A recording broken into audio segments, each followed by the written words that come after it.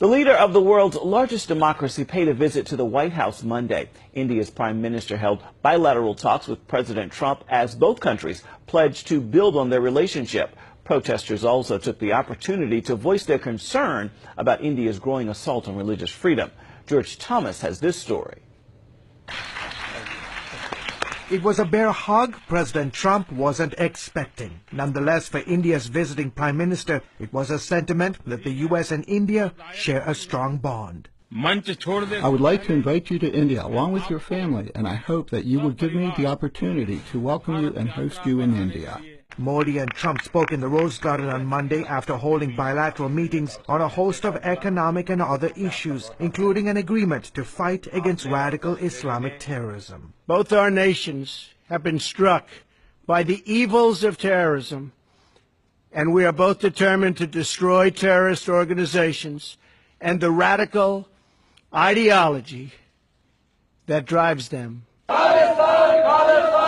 While the two leaders met, demonstrators outside the White House called on President Trump to challenge India's prime minister on his human rights record. Christians and Sikhs have seen a rise in religious persecution since Modi's Hindu-led government came to power. We're here today basically to raise awareness of the human rights violations that are happening within India. Open Doors, a group that monitors religious freedom around the world, lists India as the 15th most dangerous place in the world for Christians to live. When Modi came into power in 2014, he promised the Christians and other minorities that he would allow freedom of religion. He lied. The only people that have favored status in India is not all people, it's the Hindu nationalists. It's the far extremist party that tends to violence. John Lutembeka, a Tanzanian missionary to India, worries Modi's government is trying to turn India, a secular nation, into a Hindu country. I'm here to speak for the Indian church, the Indians who are being persecuted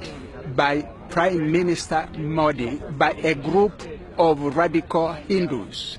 Christians have been killed, women have been raped, and the Hindu is taking more part in India, and it wants to turn India into a Hindu nation. Lutembeka says good relations between the two countries means the United States should be willing to confront the often violent Hindu nationalism that is threatening to damage India's historically tolerant and pluralistic society.